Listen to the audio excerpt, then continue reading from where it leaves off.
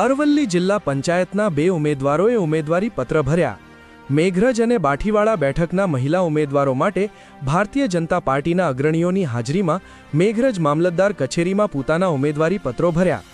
મેઘરજ જિલ્લા પંચાયત બેઠકના ઉમેદવારો રૂપલબેન જતીનભાઈ પંડ્યા અને બાઠીવાડા બેઠકના ઉમેદવાર ભાવનાબેન નરેશભાઈ ડામોરે ભાજપના અગ્રણીઓ પીસી બરંડા, ભીખાજી ઠાકોર, કેવલભાઈ જોશિયારા તેમજ હીરાજી ડામોર સહિત કાર્યકરોની હાજરીમાં ઉમેદવારી પત્ર ભર્યા હતા।